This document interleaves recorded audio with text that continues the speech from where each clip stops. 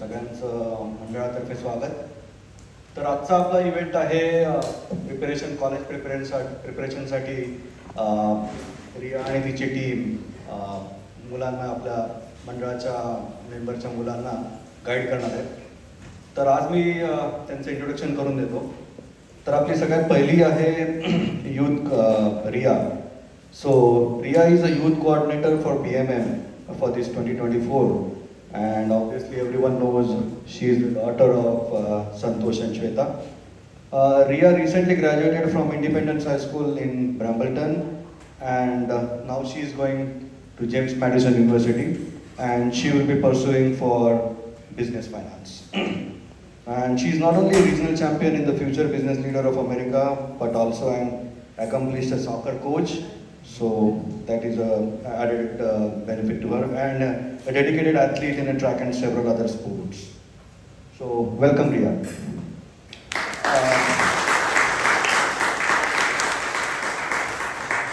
Please, second आहे हेमांग वासू. He is a 23 graduate from Thomas Jefferson High School. Hemang is currently majoring in computer science from University of Maryland. And he's achieved his first place at the both Who Hacks 2024 and George Hacks 2024, and he advanced to the semi-finals of the George Washington Venture Competition. Welcome, Iman.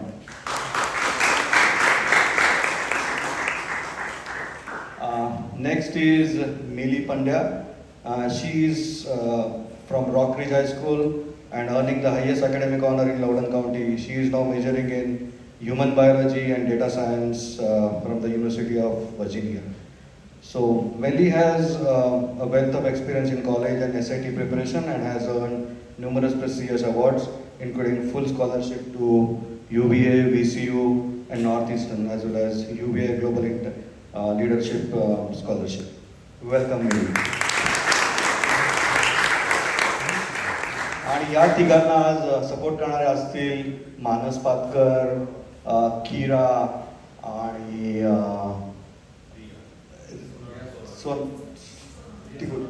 रिया सोनवणे. अजून एक आपले house rule असतील. Please तुमचे mobile switch off करून ठेवा, कारण त्यांनी disturb होऊ नये त्यांना. आणि पाण्याची व्यवस्था मागे आहे, आणि आपल्या इव्हेंटच्या एंडला रिफ्रेशमेंटची सोय मागच्या साईडला केली. So I think Riya, all yours.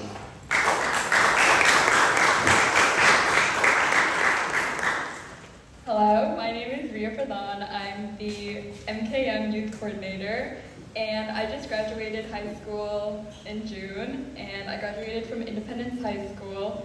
And some of the extracurriculars I did in high school were I was in Honor Society, I was part of FBLA for 3 years of my high school, and we were regional champions. And I was also a Latin soccer coach that gave me a lot of leadership skills, so I wrote a lot of my prompts for college about it. And I was also in cross country and track, and I was also president of National English Honor Society Club. So I was very involved, and everything helped me out.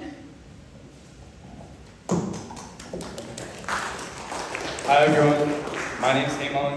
As Uncle had mentioned before, I graduated from TJ back in 2023, and now I'm a rising sophomore at the University of Maryland studying computer science. Some of my most recent achievements were winning Best Data Science Hack at UVA, winning Best Overall at George Hacks, which is a medical type of hackathon.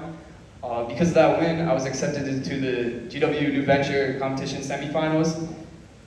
Right now, my current ventures are I'm a Headstarter AI fellow, and right now I'm developing a product for retirement housing.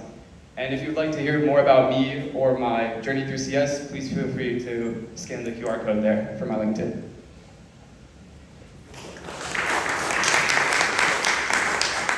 Hello everybody.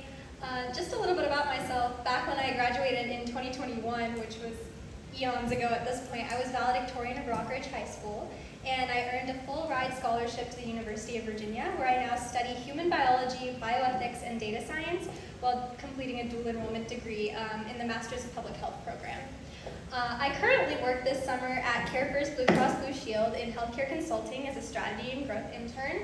And I have done many internships in the past with Teach for America, the Movement for Change in Social Justice, the Jefferson Area Board of Aging, and basically like a lot of my interests are in healthcare, but also education. And so college prep and SAT prep is something I'm really passionate about on the side because I sort of major in healthcare.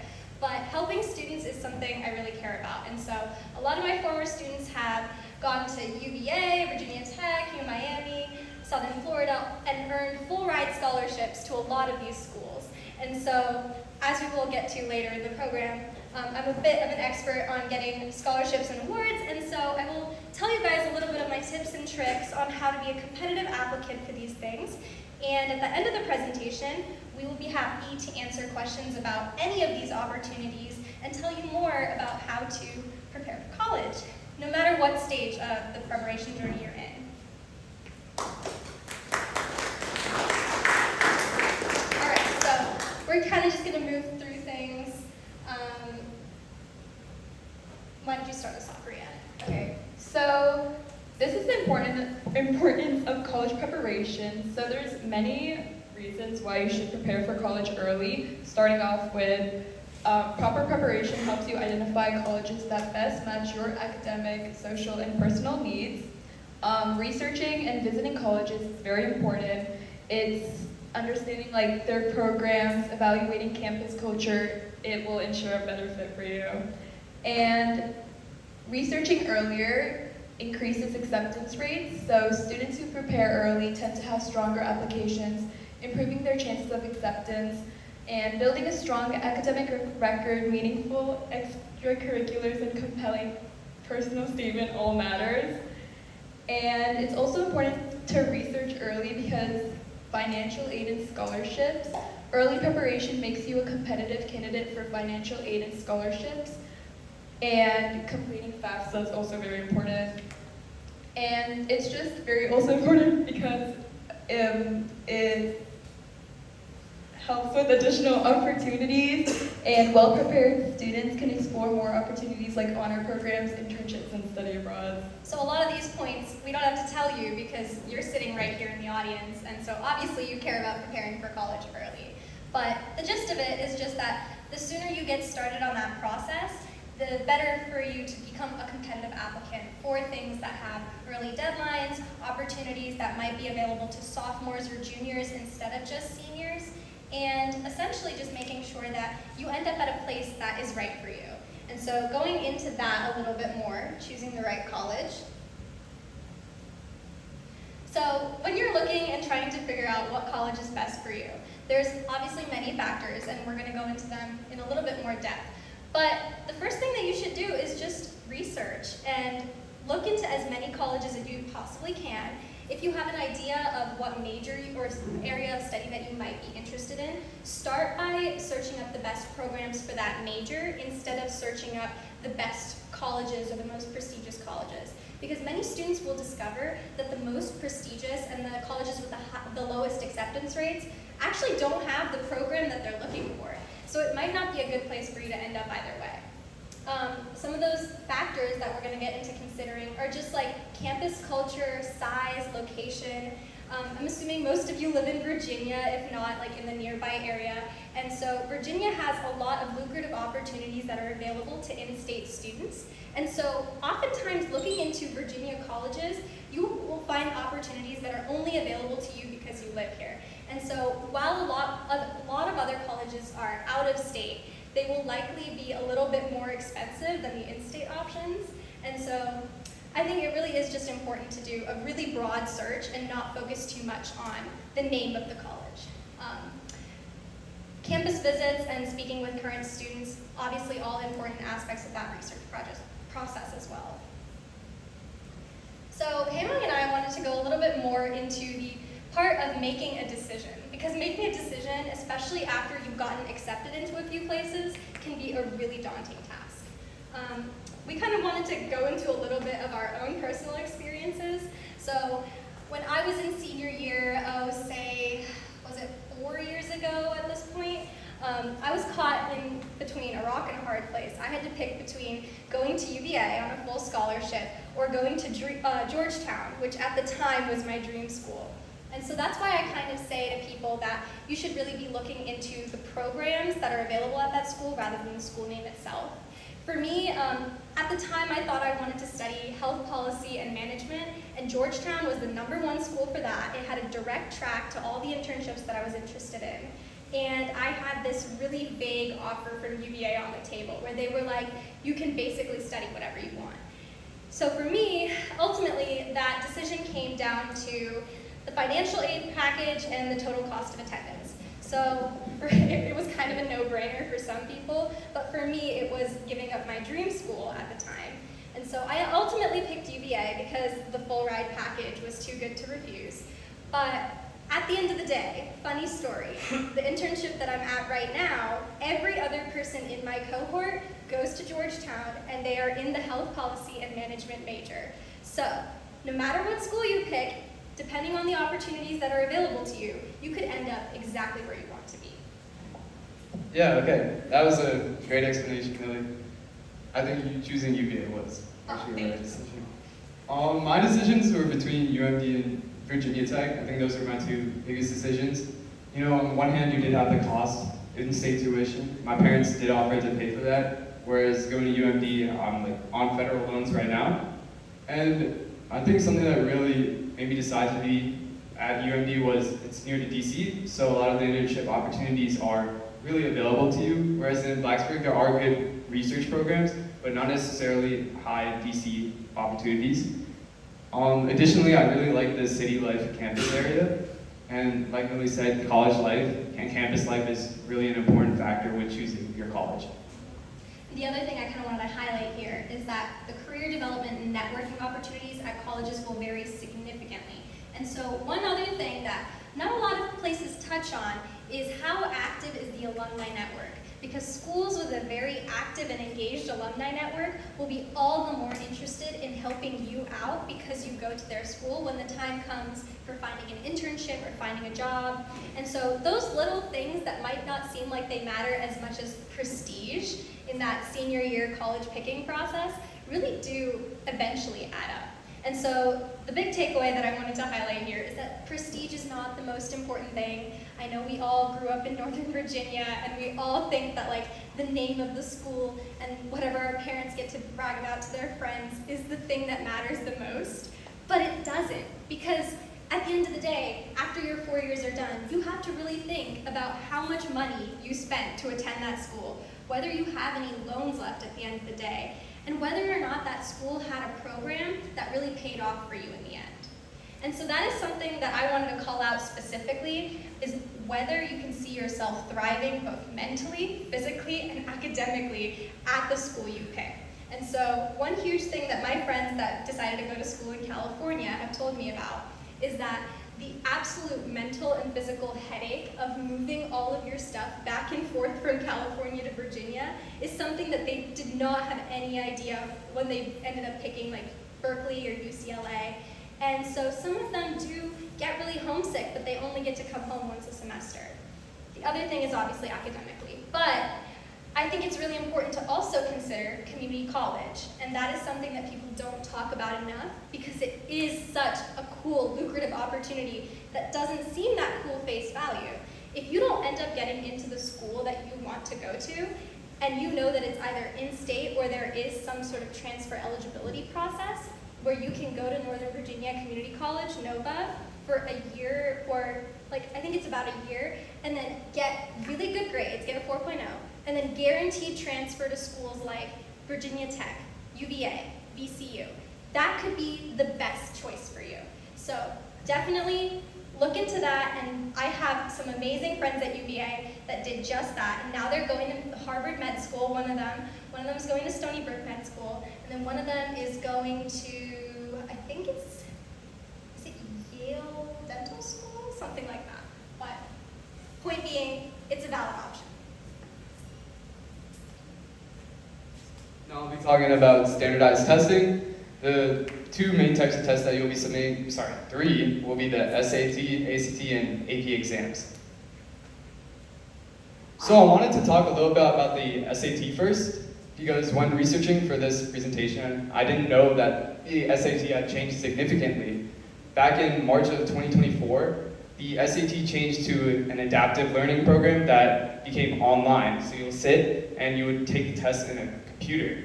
And that clearly went against my way of training for the SAT. And so my advice would be, access these free exams, do the best you can. And I wouldn't necessarily say discard your old SAT books if you do have them. They were very useful for me to meet the time constraints. But overall, do learn more about this new type of program because it is very different to what most of us are used to. And a little bit more on that. The question types themselves have not changed, and what Haemong is referring to is the idea that now when you're taking the digital SAT, you're not able to go back and check your answers, and based on the way you answer the previous questions, you will get easier or harder questions going forward. And so it really is important to do your research into the two exams, and after he tells us about the ACT, I'll add more. Yeah.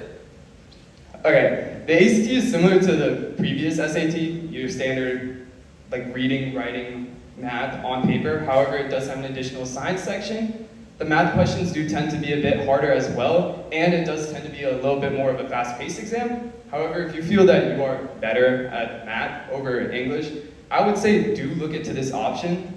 There are certain restrictions such that some prestigious colleges may not accept the ACT and they would rather take the SAT over that. However, that is very few number of institutions, and so I would really consider this option if you do think you are way more proficient in math over English and comprehension. And one thing I kind of bring up a lot when I'm helping students basically decide whether they should take the ACT or the SAT is that if you are basically lean into your natural strengths. If you know that you're a math person, the ACT might be the right test for you because the math section is a little bit harder on the ACT compared to the SAT, but that means that the English section is actually much easier. So just depending on your natural strengths, one of these tests might be the right one for you. So you should definitely look into that.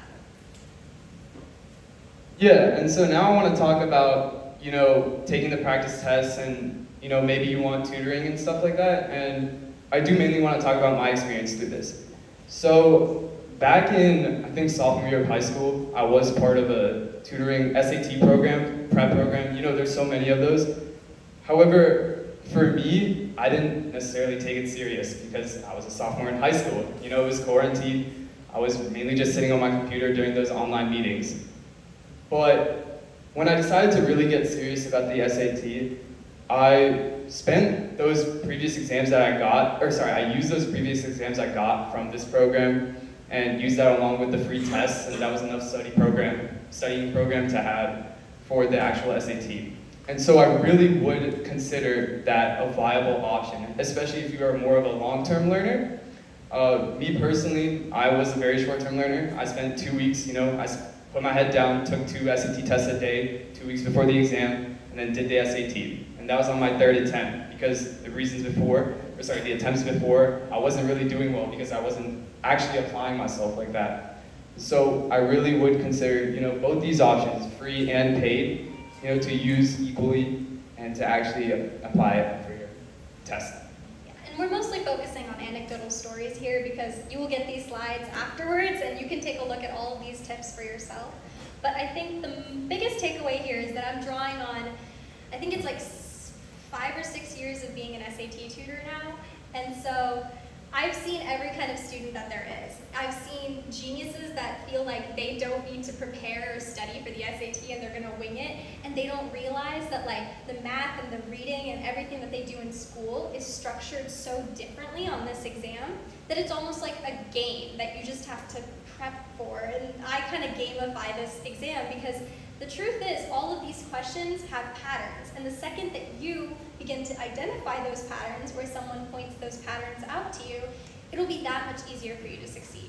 So I've worked with geniuses, and I've also worked with people that think that they're never going to break the score barrier that they want to get to. And I have proved them wrong every single time because at the end of the day, none of these standardized tests are about how smart you are.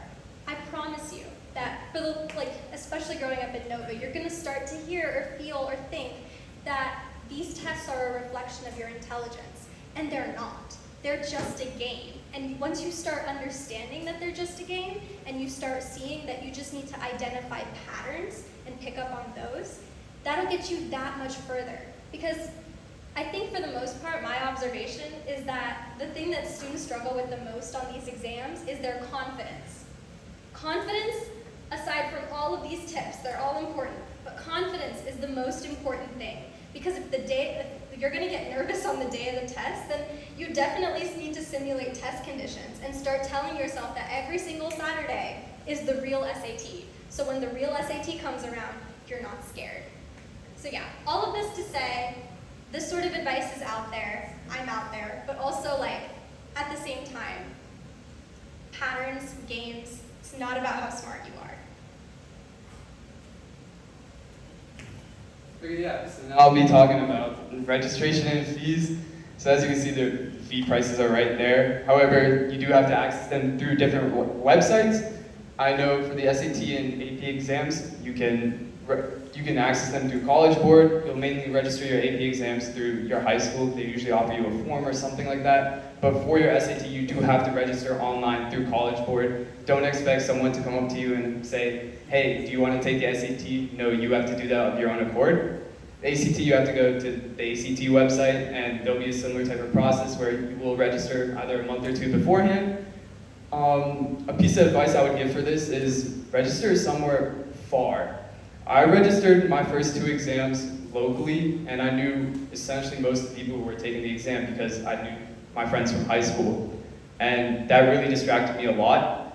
I took my 3rd exam very far away, I think like an hour away, somewhere near Blacksburg or something like that. And I did way better because I didn't know anyone, and I really could spend the time, waiting in line, saying to myself, okay, here's the patterns and stuff I need to recognize, look out for those summary points and stuff like that. So I really recommend, not being clouded by your friends, really taking the time to ensure that you will do well.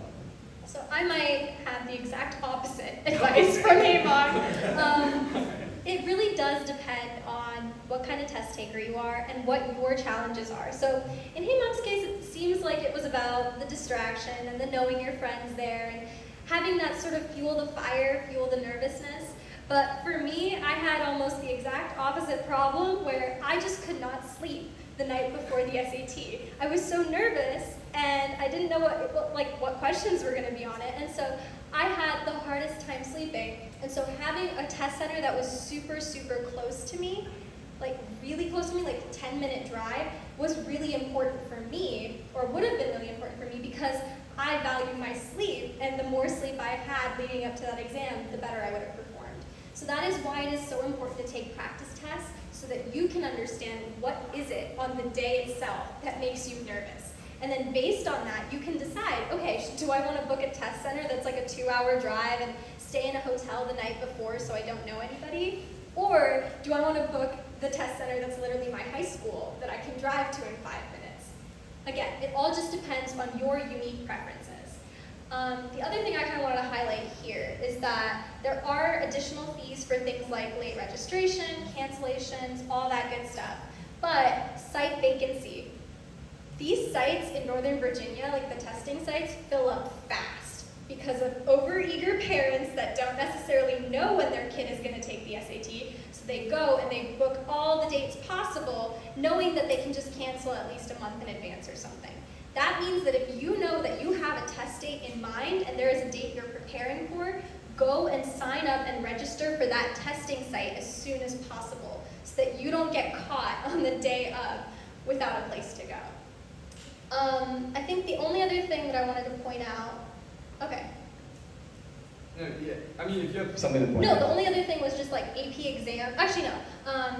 When it comes to SAT practice tests, schools in, I think, Loudoun County Public Schools and Fairfax County Public Schools and the Academies of Loudoun, if you guys are familiar with those, they offer practice tests, basically, that are very similar to the day of because you'll have to go in, it's at like 8 in the morning, and so sure, taking a practice test in the library at 8 a.m., that's one good option. But I would also recommend sign up for the pre-practice test dates that your high school offers so that you can get a sense of what it's really like to wake up that early, go to a high school, and sit in an uncomfortable chair for 4 hours and take a test. Please do that. Yeah, I just forgot to mention something. When you should take the SAT in your high school journey. I think it's really important to start considering taking your SAT journey between your sophomore and junior year of high school. I started a bit later, midway through my junior year and entering my senior year because I hadn't done too well on the first 2 tries that I did.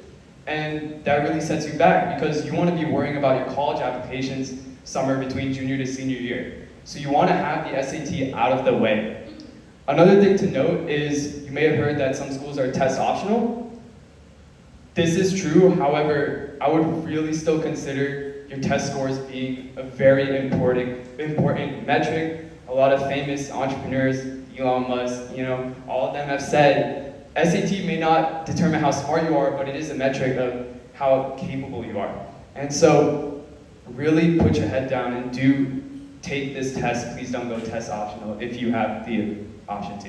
Yeah, and I definitely agree. Like, a lot of my students have come to me and asked, like, well, I'm not getting the score that I wanted, and it's kind of just near average for the school I want to go to. Is it better for me to just go test optional and not submit? And I always say no, because the SAT, despite the score you get, is still a reflection of the fact that you went out there and you tried and you grinded and you put your head down and you have a score to show.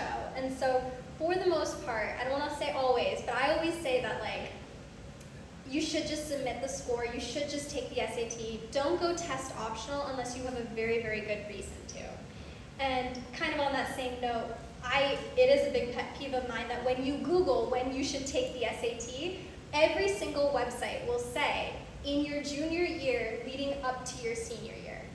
No, absolutely not. That is probably the worst piece of advice because that is the time that you should be focusing on your college essays. And let me tell you, we'll get to the college essays portion, but those take up so much of your time that you don't want the SAT to be this thing that's looming over your head. So the best time to start preparing and taking that SAT is the summer between your sophomore and junior year.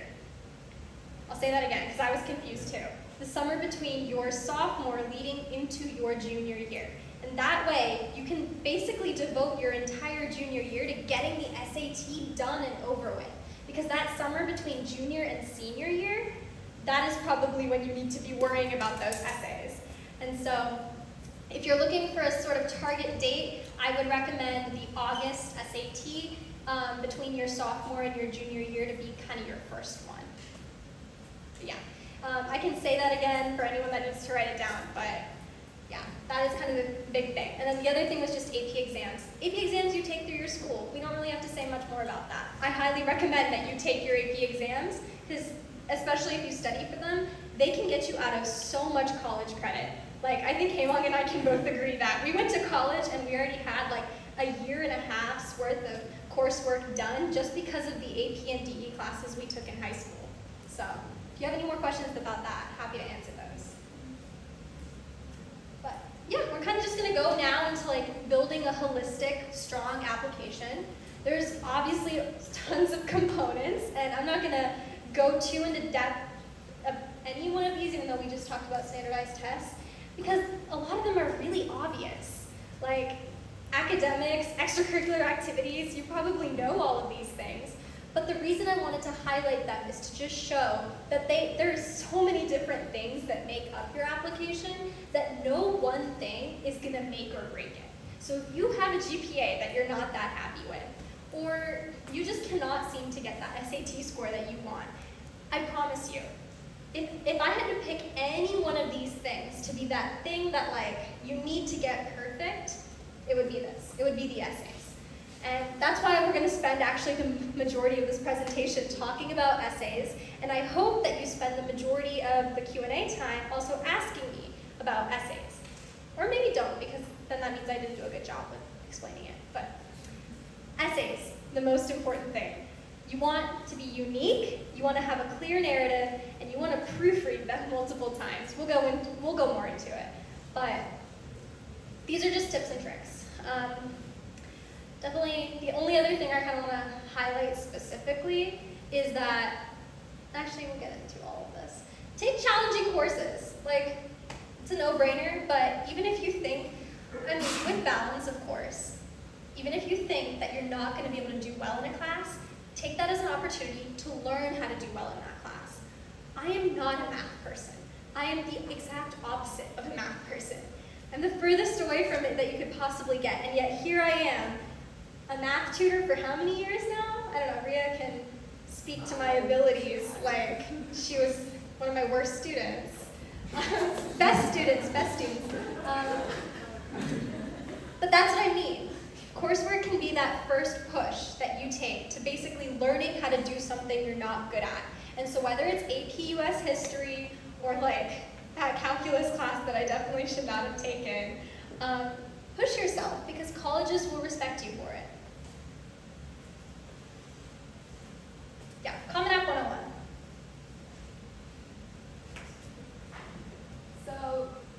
So the Common App, I'm sure everyone here kind of has an idea of what the Common App is. It's basically, it helps you build your college list. So there is an option in Common App where you can make your own college list. So I probably added like 20 colleges that I had, like your targets. It sorts it out in like targets, reaches, and there's like one more. Match. I think it's safety, yeah. So it kind of like, it takes all these colleges that you have added to your college list, and I think you're supposed to add your GPA, your like grades, Put in and every bit of information about Right. yourself. Yeah. Right, and then it'll take that information and it will sort it into your colleges and it will like rule them out into safeties, targets, and reaches. And I think that was really helpful because the stuff, like all my target colleges, I applied to every single one, and even my safeties. And then for my reach colleges, I definitely spend more effort and time into those. So I thought that was really helpful. So that's a really good Common App thing I really liked.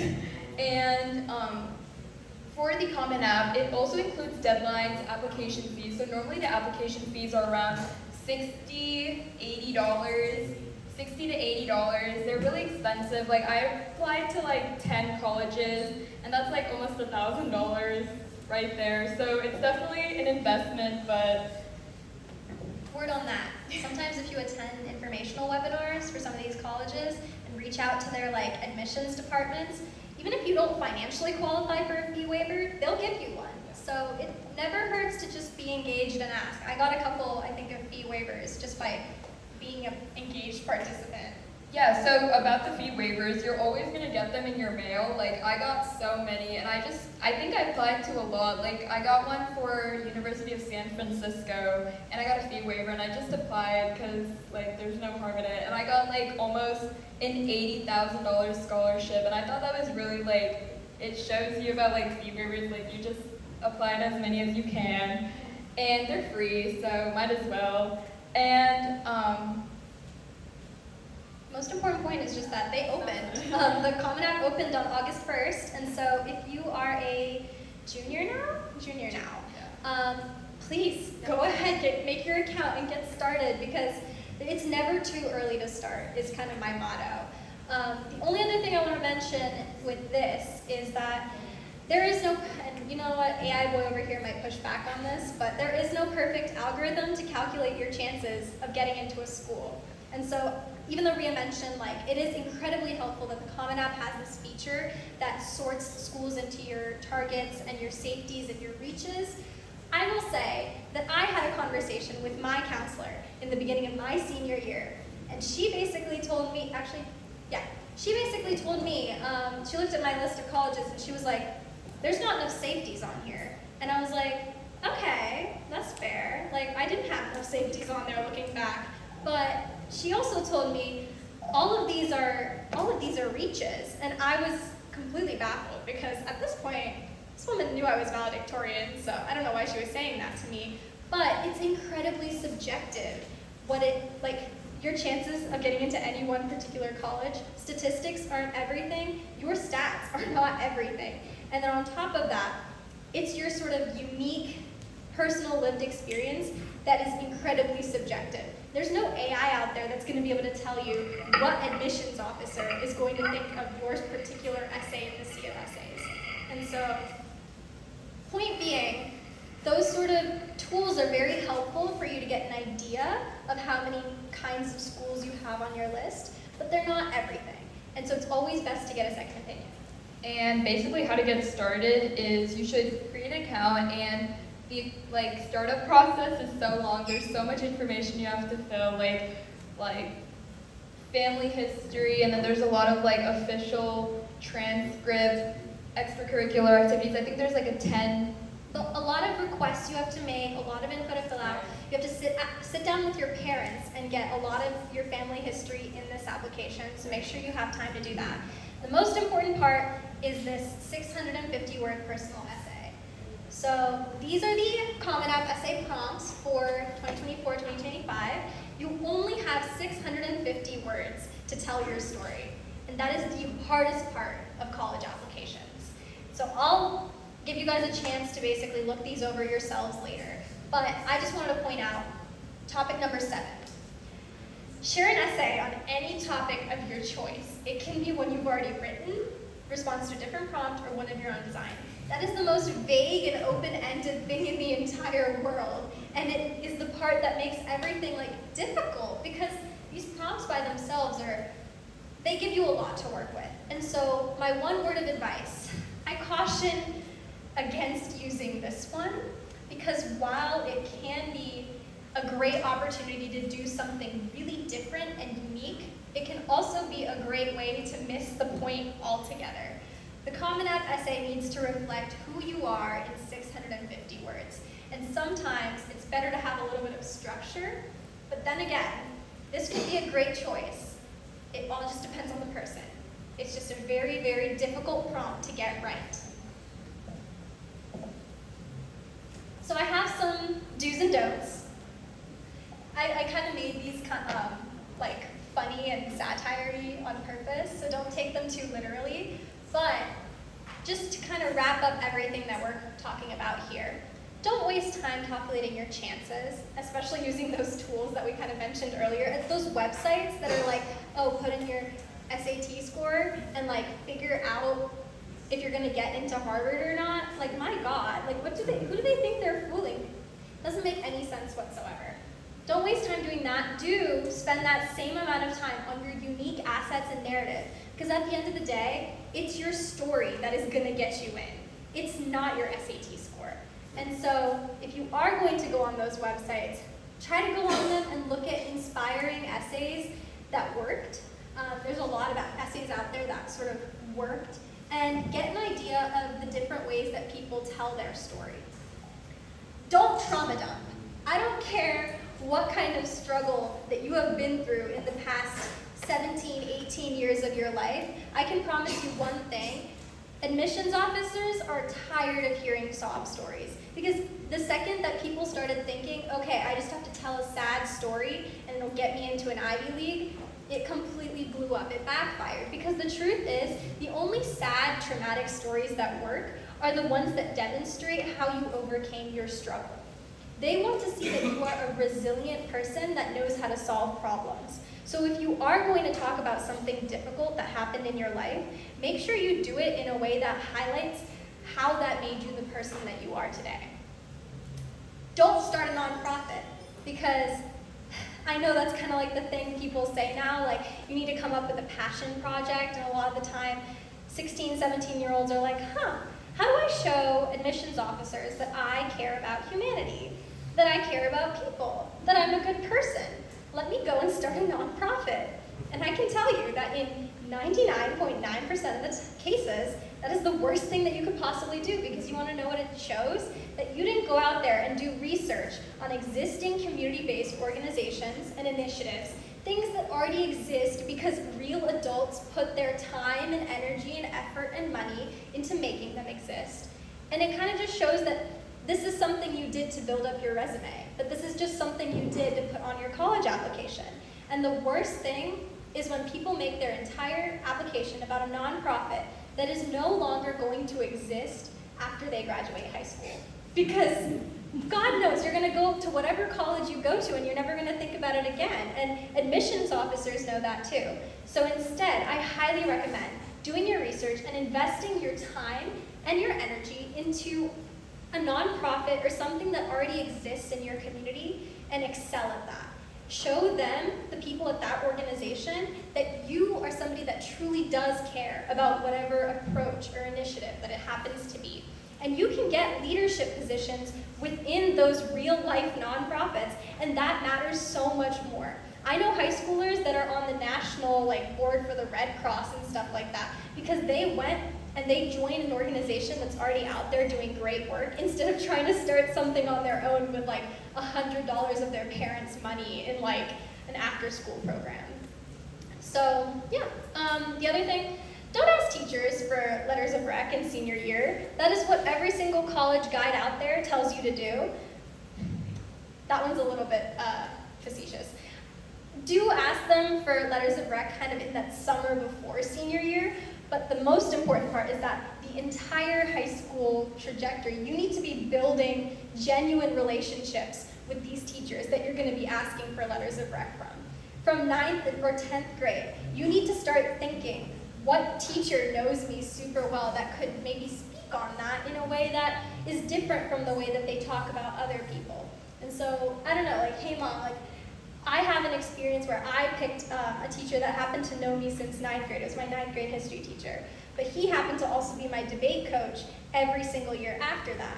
And so by the time senior year rolled around, I'm pretty sure he also knew that I would be asking him for a letter of rec. And so I think the most important thing is pick somebody that you know can talk about you differently from the way they talk about everybody else. Yeah, I'd have to agree with that as well. I think when I picked my letters of recommendation, I picked my calculus teacher who didn't necessarily have a great reputation of being kind, but I did make the effort. I did make the effort to get to know her. And you have to really make effort to talk to her after class, try to see what she's up to, how you can relate, join maybe that teacher's club. This is a really important aspect, and it does make or break some applications if you do choose the wrong teacher. You don't want to choose some teacher who is available to just about anyone, because you will get a just about anyone type of recommendation. Generic essay.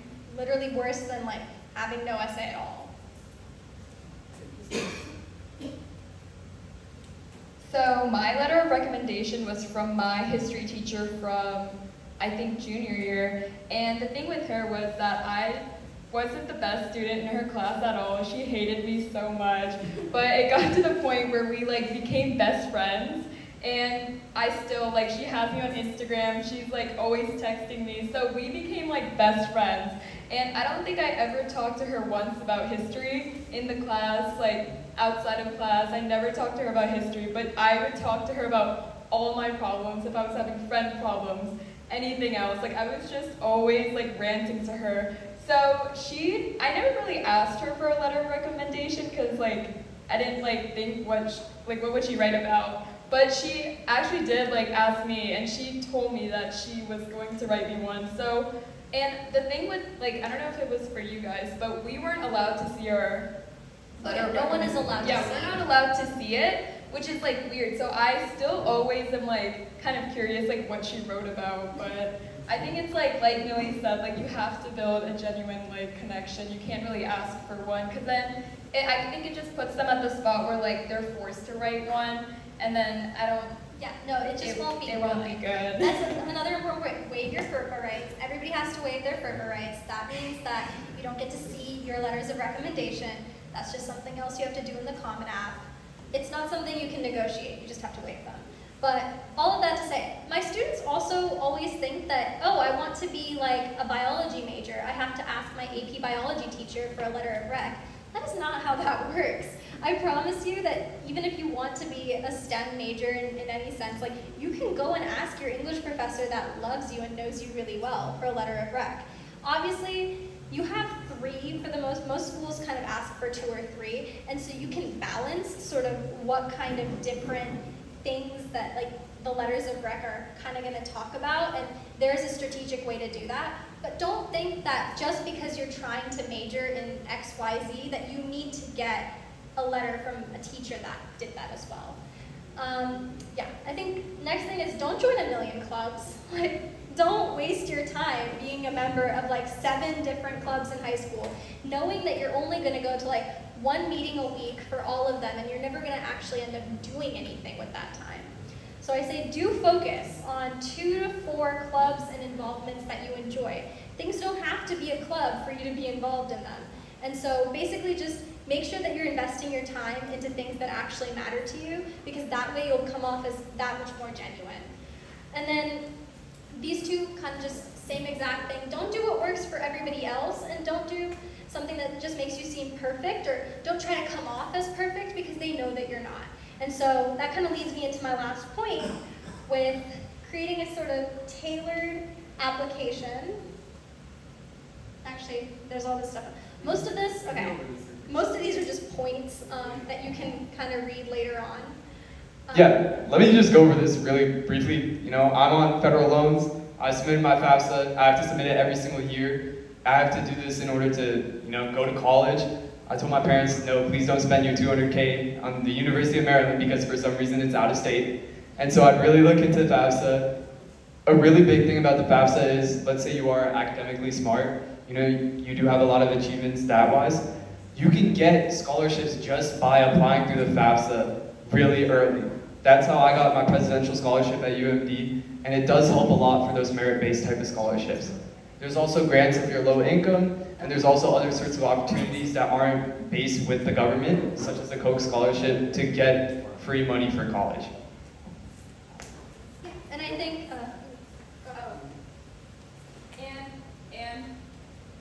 And for FAFSA, everyone has to apply for FAFSA, even if you apply or don't apply. In my case, I didn't get much financial aid at all, and it might be different for everyone, but, you know, even if you don't apply for it or you think you're not gonna get any, just, apply for it, that's definitely. and it's not a myth, the earlier you apply, the more eligible you are for additional things. So apply as soon as it opens. I will say I was in the same boat as Ria. I didn't get anything from FAFSA, and it was so frustrating because Georgetown is so expensive.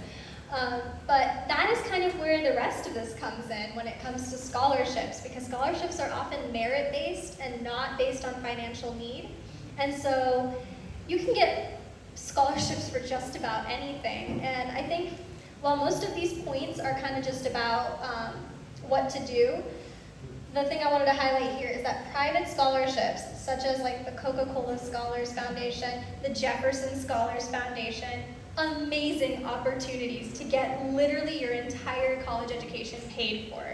And so my tips for winning those and becoming a competitive applicant is to start early and talk to your counselors, but also just your network as a whole. Because the second you start to do a little bit of research, you'll realize how many people in your immediate community that just have, your mom happens to know somebody else's mom who happens to know somebody that won something that they could then tell you about. That is how you get information.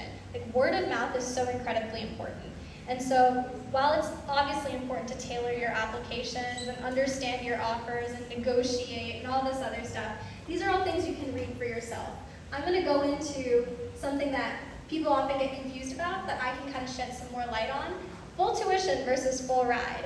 And so full ride scholarships are probably the best thing that is out there for people that aren't going to get anything from FAFSA. And so you need to see that every opportunity basically matters. So I know a lot of us in high school took that PSAT in school every single year, and you basically had to, and that entire day was blocked off for no reason. But in 11th grade, that matters. That test matters so much, because if you do well on that PSAT and MSQT in 11th grade, you could win a $2,500 National Merit Scholarship, which I had no idea about until I got a letter in the mail saying I might have just won a $2,500 scholarship.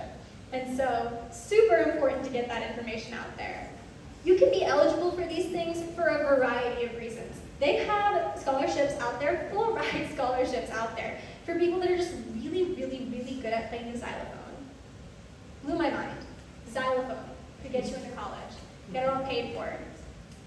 The thing I kind of want to highlight as well, for big scholarship opportunities like the Coca-Cola Scholars Foundation, the Mormon, the Rittman, the Jefferson Scholars, a lot of them screen applicants via essays, but they are followed up by panel interviews. And if you're like me, this was one of the first interviews that you will ever do in your life. And so the point I wanted to make is that the goal of this interview often varies depending on the organization, but with most interviews, the thing that will make you stand out from other applicants, because all of you are incredibly smart, incredibly accomplished, is that you need to be genuine, authentic, and don't over-prepare. Don't have a script. Don't have an answer to every single question that they're gonna ask you, because you're gonna come off like a robot. It's gonna look like you're using ChatGPT, even if you're not. The whole idea of these interviews is they want to see that there is a real person behind all of those statistics and accomplishments.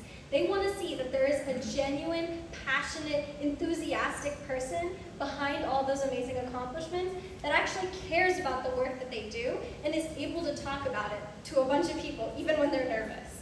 And so, reach out to past winners, reach out to me if you're interested, but remember that the best story is always your own. Be confident in your own story. So that is kind of like the main point of our presentation. I'm gonna wrap it up really soon so we can get to Q&A. But the authentic personal narrative. I hate the idea that you need to have your personal brand figured out at 17 years old, because that's a load of, it's stupid. Like, no one knows who they are at 17. I certainly didn't know who I was at 17. And so the idea that you need to have yourself figured out to apply to college and present them this personal brand is stupid. Because the best thing that you can do is figure out who you are and what gets you out of bed every single day in the morning.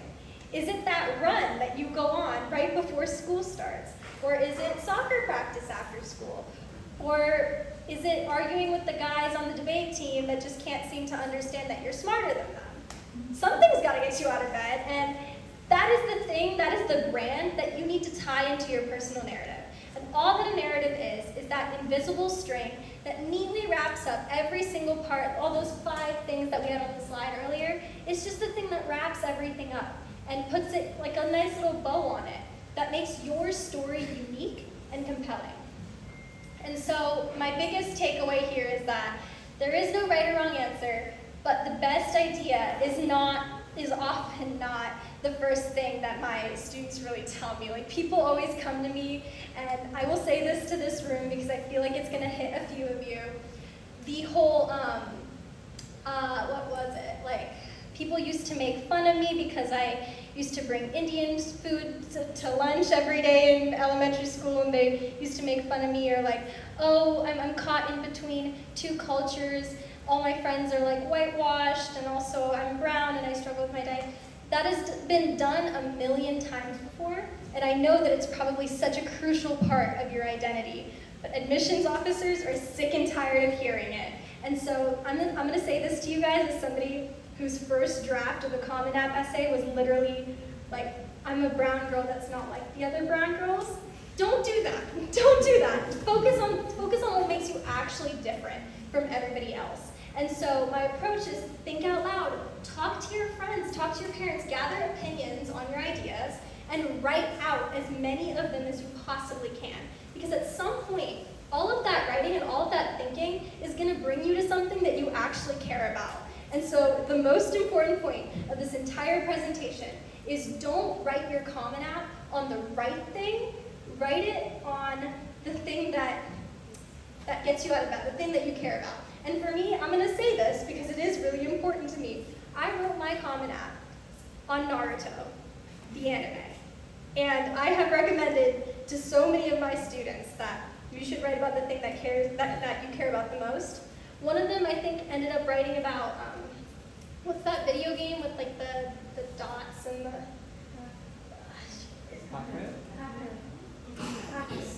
Kingdom Hearts? Is that League of Legends? Something like that. Yeah. She got, long story short, she got a full ride to FSU.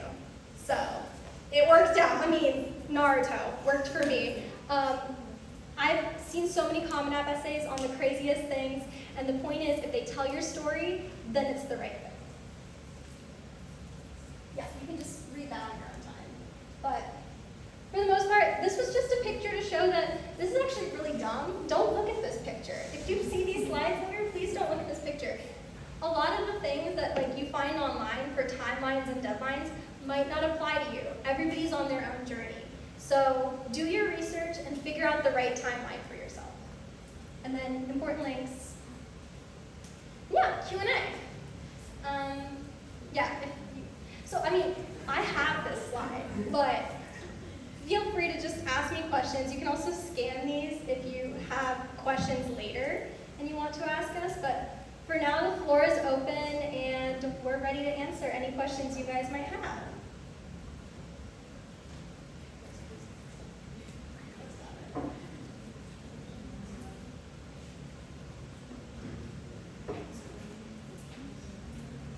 Can you apply for private scholarships now for sophomore? Can you apply for a private scholarship now in sophomore in college, or do you have to apply before? You can always apply for scholarships, and I'm so glad you asked that For question. FAFSA or can For FAFSA, it's a yearly thing, so sometimes you actually might qualify for FAFSA one year when you didn't qualify the year before. So it's always good to apply every year. But the idea is that depending on the school you go to, there might be tons of school-based scholarships. So UVA has a whole page of scholarships that current students can apply to, no matter what, or I mean, I guess it depends on what year you are for some of them. But no matter what stage you are of the college process, even if you're in college, you can always apply to scholarships. And there are always private organizations that have scholarships available for undergrads, grad students, no matter what stage you are. So it's always good to keep looking. I won a scholarship in my sophomore year of college once I'd already gotten it. So there's always options out there. Thank you.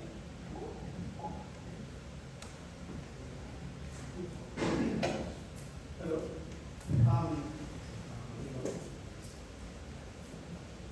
First of all, thank you so much, all three of you, for giving such a wonderful session. Being a parent of rising senior, I have attended multiple such sessions, and I will be saying this with 100% honesty that this is one of the best sessions I have attended. So thank you so much.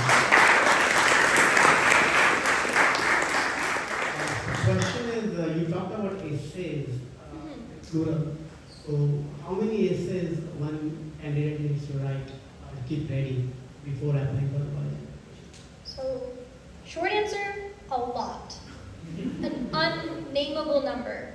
The reason it's unnameable is because it really does depend on how many. And so no matter what, everybody's going to have to write at least one essay, and it's called the Common App essay. That is the essay that we kind of touched on before. That should be this cohesive personal story that you will submit to every single college. So that is the one big one, 650 words. Then every other college you apply to will have these things called supplemental essays. And so some schools will have 3 to 4, like 250 to 400 word, like 150 to 400-ish word. They're very small essays, but they'll have special prompts depending on the school. Some of those prompts are sometimes like, why do you want to go to Virginia Tech? Why not some other school? Why Virginia Tech specifically? And in those essays, you can elaborate on like why you as an individual would be an asset to Virginia Tech. Like, what are you going to give Tech that someone else can't give Tech? Those supplemental essays might also ask like really fun, quirky questions.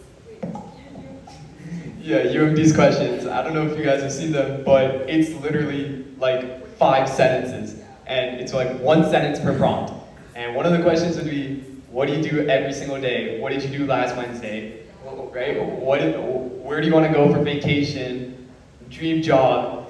Something like that, right? You want to take these supplemental essays to craft kind of who you are on a piece of paper. And though some may be serious, others you do want to be able to.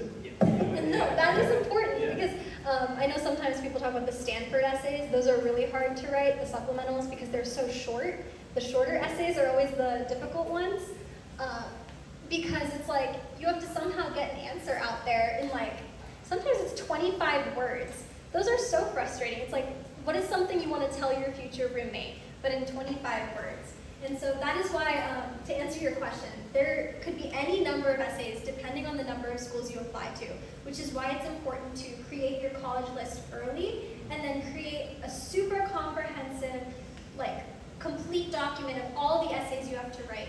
And sometimes you can reuse essays. I always say that like, when you're applying to scholarships, you should reuse essays that you've already written for college apps. That's okay. Sometimes though, students will try to reuse essays for different colleges, and that's when they sometimes mess up and they kind of talk about opportunities that are available at one college to another college that doesn't even have those opportunities, and admissions officers can see right through that. And so it's basically a lot of essays. Be careful reusing them. Mm-hmm. Do you have to touch on every single one of your extracurriculars?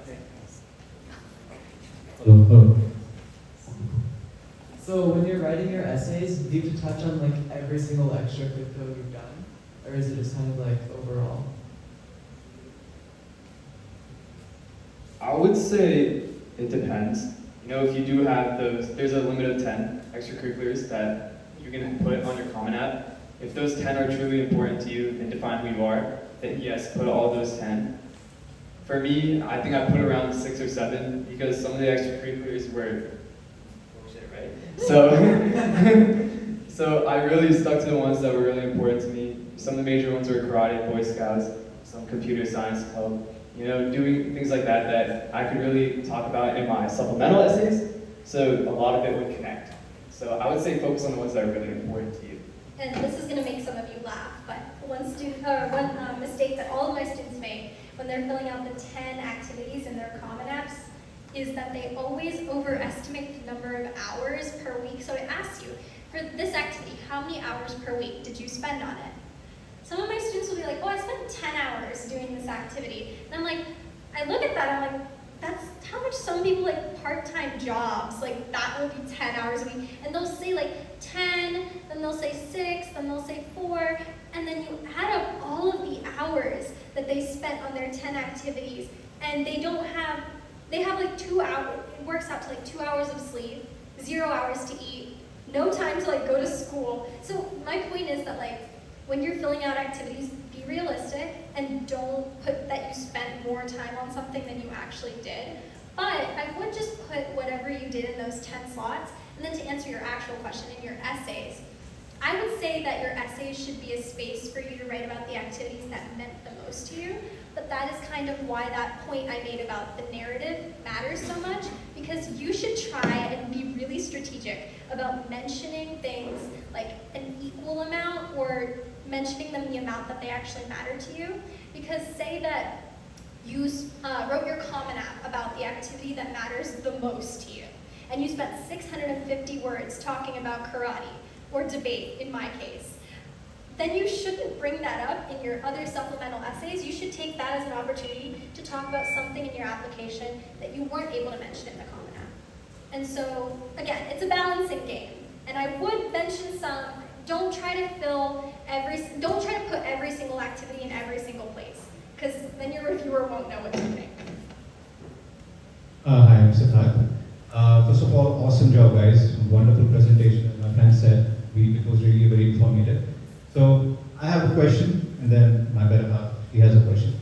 How about the letter of recommendation? You touched upon how genuine it should be, what should be the content, and the fact that you're not allowed to view it.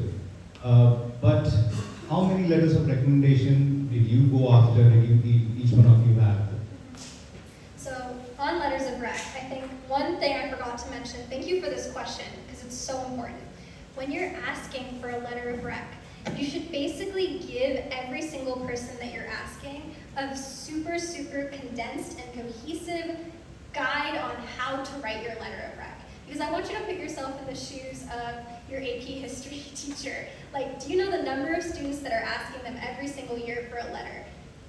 Like, I wouldn't want to be in their position. But that's what you need, like, to make sure that your letter actually reflects what you want it to reflect. You should basically write out a document that bullet points every single thing that you think is important that they write about in this letter. And so for me, it was like, telling my teacher like, hey, I have all these amazing takeaways from you being my debate coach. These are some of the things I was able to accomplish in my debate career. When I was in your history class, I happened to win the class debate on like who the most important philosopher was or whatever. You have to remind them of all the different things that you have achieved. Like, sure, I'm sure they know, but if you go and you write it out for them, that is one like thing that I would say I recommend that every single student does for every single reviewer, is that they have a very curated bullet point list of everything that needs to be in that letter, and just things about you.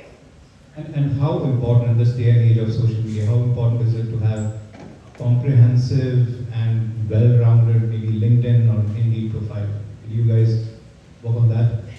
So I'm like the worst person to answer this because I didn't make my LinkedIn until like 2 years ago. So I didn't have one in high school because I was scared of it. Because it's scary to put all of your information and accomplishments and all these things out there when you live in Northern Virginia, when brown people are the way that brown people are. They're like nosy and they'll go and see like, oh, what is my friend's kid doing and what is their son doing? And it's like you're scared to put that information out there. I will say it's hard to be vulnerable in that way. I think Hemong is going to say as well, like we definitely do recommend that you start having something like a LinkedIn that really outlines and details who you are, what you're passionate about, your accomplishments, but also why they matter. Those things are important. But again, it's not make or break. Like right now, in this day and age, college app reviewers are really not going to your LinkedIn. They are just looking at whatever's in front of them. The other question I think you asked, how many? I can say for myself, I think I asked for 4 letters of rec. 4, and then I think 3 of them were teachers. And then one of them, you can get external letters of rec as well. So I was able to because I happened to I was an assistant manager at a Kumon. Again, I love teaching so much. So my manager at Kumon, who knew me for years, was able to talk about how passionate I am about teaching and all this other stuff. Yeah, I mean, I can answer that question too. I got 2 letters of recommendation because the schools I applied to would only take 2.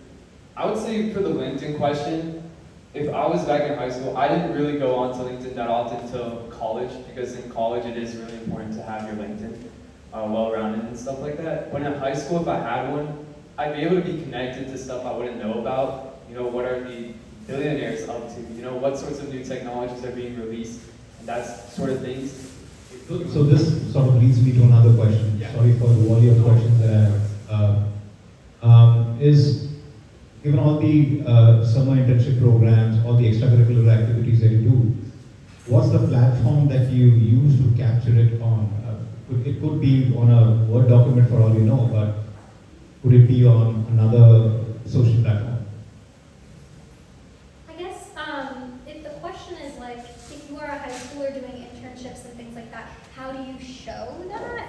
For the most part, that's what like the college application itself is for, and so you'll be able to submit a resume, you'll be able to submit information about all your internships in the 10 sections of like the Common App. That's where you'll talk about that stuff.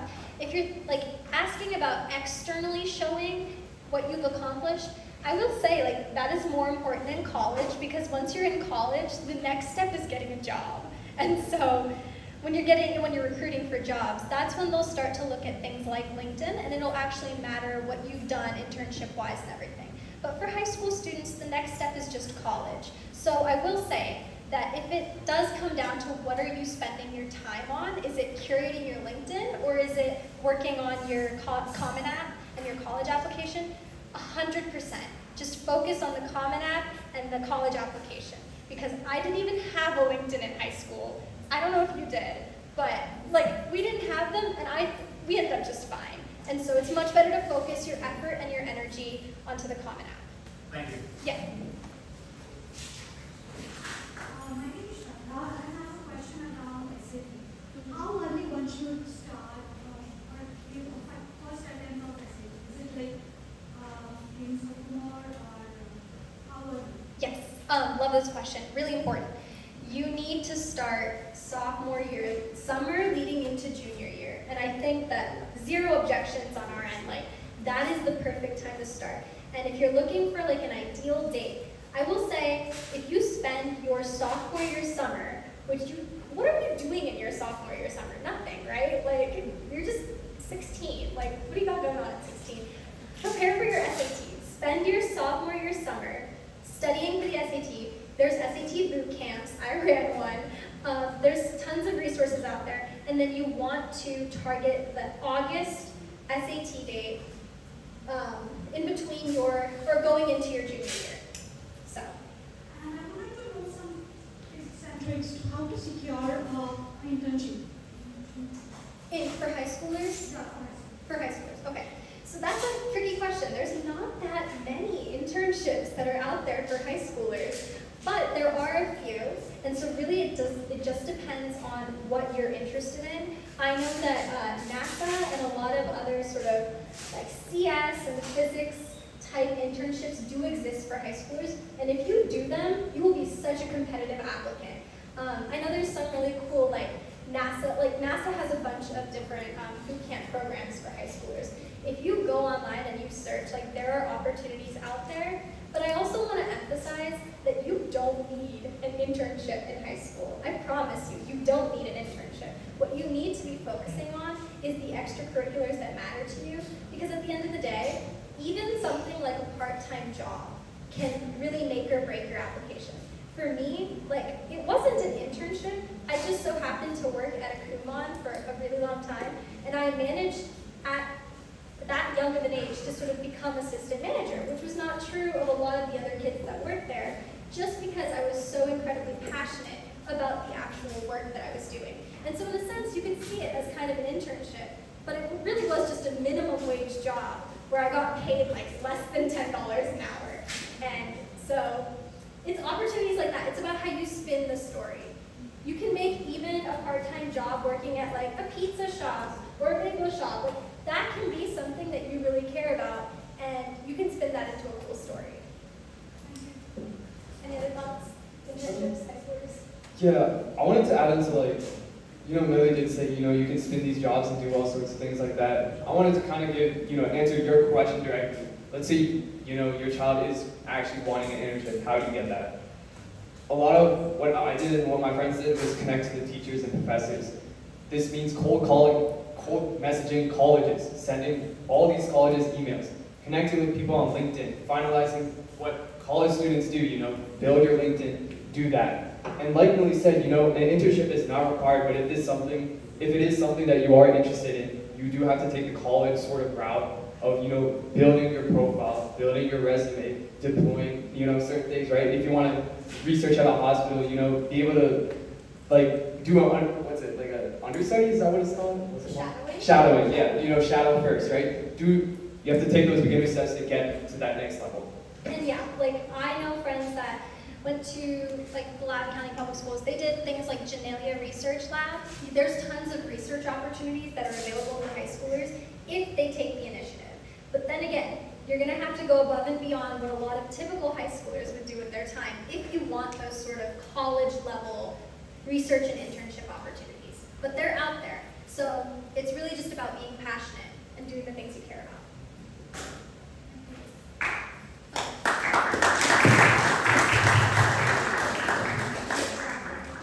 I think I saw one more question in case. Oh, Yeah.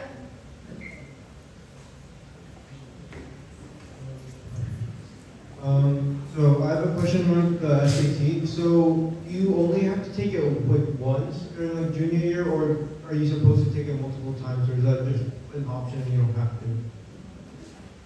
You want to do it? You got it.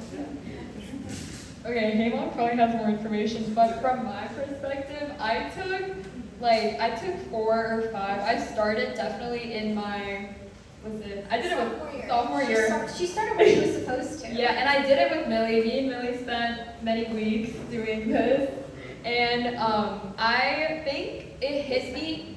And like Hamon said, I didn't take it seriously at all. For the first 3 tests, I think it was the 4th one when I was in senior year where it was oh my god, I have to do this. I have to score this, or I'm screwed. So that's when my score came out really well, and it also helped. My parents gave me kind of a goal to like if I got above a 1400, they would get me a car. So I like worked towards it, and that's when it really hit me because all my friends were driving cars. So I did get above a 1400, and my dad did get me a Mercedes then. We're not endorsing this, but me personally, I did not get a car for taking the SAT. So, yeah.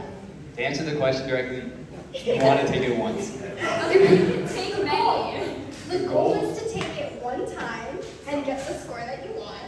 You can take it multiple times, and you can choose your best score out of how many ever attempts. And you can also do something called super scoring. So that means there's the math section and there's the English reading section, right? So if you take it one time and you get the math score that's like perfect and it's what you're looking for, but you want to fix your English, and then the next time you take it, your math score is lower than the first time, but the English score is up, you can combine the two best scores and just submit that. And so, yeah.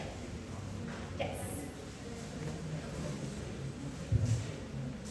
I have a question about how to pick like a major, what you want to do, because I'm very clueless. I was clueless too. So clueless. I'm going into sophomore year, so it's a little hard deal. I was clueless like in my sophomore year of college, so. Yeah. Yeah, like Oh, the question was how to pick a how to pick a major or like one specific interest, because I know I have like 20 million. Uh-huh. So I need to like, pick like one. So completely empathize. I was that girl with way too many interests, almost to the point where I was considering going and doing the Common App as an undeclared major, which you can do for some colleges. And for some I did do undeclared, but I think I ultimately ended up picking what is called an interdisciplinary major. And so UVA has one called human biology, which means that I study public health, health administration, and also actual biology. And I kind of had this idea of, I'm pre-med.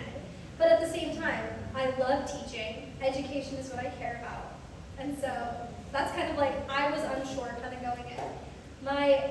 My advice when it comes to actually picking a major, especially when it comes to just the Common App, try to look at each individual school and narrow down maybe what school you actually would find yourself in. And so most schools have something called like a college of arts and sciences, or like a general college. And then they'll have the engineering school, and then they might have like a nursing school and all these different things. I would say that if you can just narrow down what school you're applying to, for the most part, when you actually get to college, you can change your major, but you want to make sure that you apply to the right school to be in. And so, I mean, could you tell me, like, what are some of your interests that could maybe... Like, I like STEM, science, Yes. technology, all that, math. And then, like, completely opposite, art, like, more painting, stuff like that. Mhm. But, like, public health, like that, or space, another thing, chemistry, like, all, like... You just all love of it. everything. Everything. You're just like, you love Everything. learning. Like movies, I don't mind directing, photography, all that. And so that is honestly a widespread. ideal college application. Colleges love students like that because for you it's more about the learning itself. It's not about the subject. And so my advice for that is definitely just apply to the College of Arts and Sciences or the equivalent of whatever it is at that school. And you will be able to double major in whatever you want to, and they know that as well. And so if there is sort of a primary interest that aligns with your extracurriculars, I would recommend that, like, even if you're interested in all those things, but a lot of your clubs, activities, accomplishments have to do with physics or computer science or chemistry, then that is what you apply for as like the major, just so that they, like the right reviewers are looking at your application, so that they know that you're a competitive applicant for whatever that major happens to be. But yeah, again, you can go to college, figure it out. I only picked my major in my sophomore year of college, and up until then, I was just taking a class in every department at the school, trying to figure out what I cared about. And so that's always an option. Anything to add? I think Millie had a really good explanation on, you do have the option to change after you get into college, and the most important thing is getting into a college. Back when I was a sophomore, I think I wanted to do pre-med, and now I'm doing computer science. I would love that you be my doctor. So I think a lot of things that really helped me with that was obviously the general advice, joining clubs, talk to your teachers, stuff like that. But there's also like simple things like talking to your friends' parents. Ask what they do in their career. Talk to your parents about that too. You know, see who you can connect with. Ask like what they do career-wise. You know, because in the end, like yes, research something, some class at college may be cool. You know, astrology and all that stuff. Yeah, I don't know, like philosophy, it's cool, He right? thinks I'm an But astrology major. I'm more of a practical person, so I asked a lot, and you know, CS is where I lined up in doing so. So I would really take that into consideration, you know, connecting with others. Any other questions?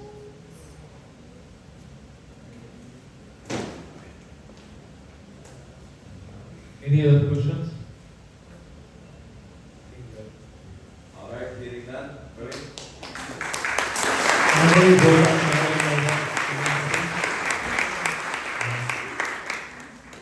Thank you, and good evening to everyone. I would like to take a moment to express our sincere gratitude for today's outstanding speaker, Millie, Hemang, and Ria. Thank you so much presenting a quality presentation, and again I will go with the first heartfelt thank you to Ria Pradhan, our young representative for SKM, for hosting this incredible workshop. The college freshman Ria's insights are particularly valuable to those of us preparing for the start a similar journey here. So thank you, Ria. We also want to extend our thank you to Melia and Hemang, who are in the midst of their college experience, and your perspective have added tremendous value to us. So thank you. Thank you for having us. I really appreciate it. Thank you all for sharing your time, wisdom, and inspiration to us today. I would like to thank again Manas and Ria, adding Kiera and and Riomi, who helped us and supporting for this presentation. So thank you everyone. If anybody just wants to chat, feel free to hit, especially like high schoolers. I'm happy to just talk all the time. And so talking to people is like my favorite thing. So, it's been a great year, and everyone, we have some